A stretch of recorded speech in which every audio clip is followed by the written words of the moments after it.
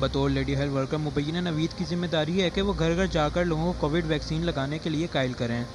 اور جو پہلے سے مان گئے ہیں ان سے مزید معلومات اکٹھی کریں، جیسا کہ کیا گھر کے باقی افراد نے ویکسین لگوا لی ہے، اور اگر نہیں تو پھر وہ کیسے خود کو رجسٹر کر کے جلد از جلد ویکسین لگوا سکتے ہیں۔ اس دوران بی بی سی نے ان کے ساتھ ان کے گھروں کا دورہ کیا اور دیکھا کہ اب تک ویکسین لگانے کے بارے میں کیا لوگ آمادگی کا اظہار کر رہے ہیں۔ اسلام آباد کے G731 کے علاقے میں ایک گھر کے دروازے پر کھڑی ایک خاتون سے جب مبینہ نے پوچھا کہ آپ نے اب تک ویکسین کیوں نہیں لگوائی، تو ان کا کہنا تھا کہ میں نے فیس بک اور ٹک ٹاک پر دیکھا تھا کہ یہ ویکسین قابل اعتماد نہیں، وہ صرف ایک تجربہ ہے، تو میں نے سوچا پہلے دیکھ لوں، لیکن میں عید کے بعد لگوا لوں گی۔ پاکستان میں لوگوں کی ویکسین کے بارے میں دو رائے اور ہچکچاہٹ کے نتیجے میں ویکسینیشن کا عمل خاصا سست روی کا شکار ہے۔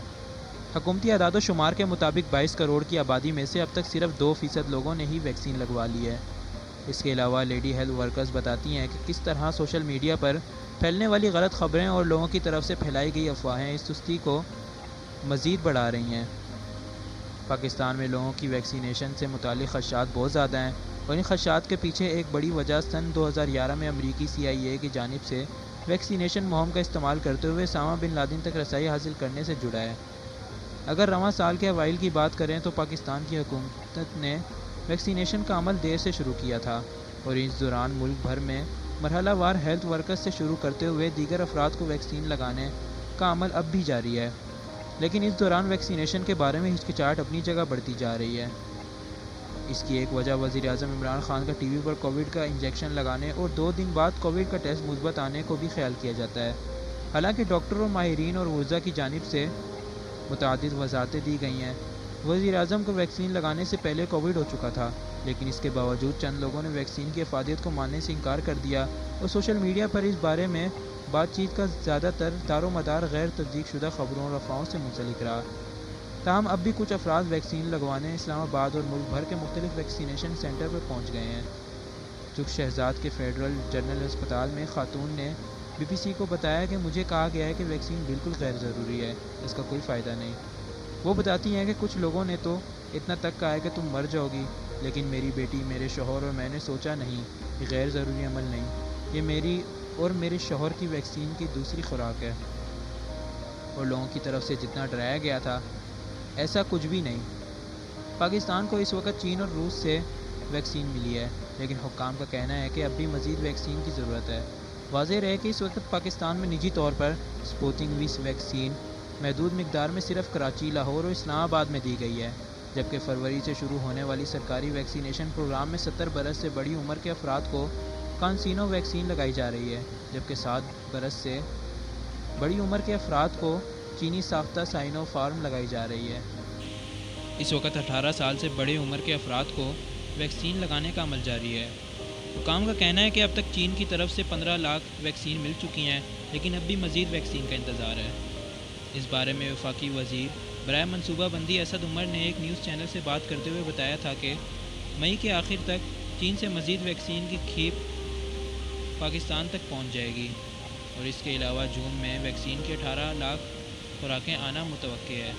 وفاقی حکومت اس وقت پوری کوشش کر رہی ہے کہ لوگ ویکسین لگوانے کی ترجیح دیں۔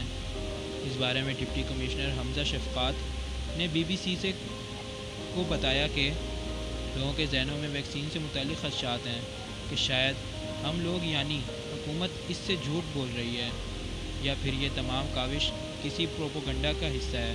لیکن ظاہر ہے ایسا کچھ بھی نہیں۔ وہ کہتے ہیں کہ لیڈی ہیلتھ ورکرز کو گھر گھر بھیجنے کے علاوہ ہم نے علماء اور خطیب کو بھی اس میں شامل کیا تاکہ مساجد میں ویکسین کے حوالے سے مثبت پیغام لوگوں تک پہنچ سکے۔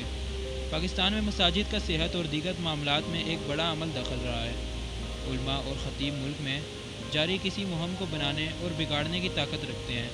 اسی لیے حکومت نے علماء کی مدد بھی حاصل کی ہے۔ اس کی ایک مثال پولیو مہم سے لی جا سکتی ہے، جس کے دوران صوبہ سندھ کے شہر کراچی اور خیبر پختونخوا میں علماء کو شامل کیا گیا اور فتوے جاری کرائے گئے، جس میں لوگوں کو اپنے بچوں کو پولیو قطرے پلانے کی تلقین کی گئی۔ اسی طرح اب کووڈ سے نمٹنے کے معاملے میں بھی مساجد اور علماء کا کردار سامنے آتا ہے۔ اسلام آباد کے سیکٹر G6-2 میں مسجد کے امام محمد اسماعیل سے جب کووڈ ویکسین کے بارے میں اعلانات کرنے کی بات کی گئی تو انہوں نے کہا، اب ہمیں دھمکایا جا رہا ہے کہ ویکسین کے بارے میں اعلانات کرو، ہم کر رہے ہیں، لیکن لوگوں کا اس پر عمل کرنا نہ کرنا ان کے اپنے ہاتھ میں ہے۔ ہماری شکایت صرف یہ ہے کہ کیا کووڈ صرف مساجد سے پھیل رہا ہے؟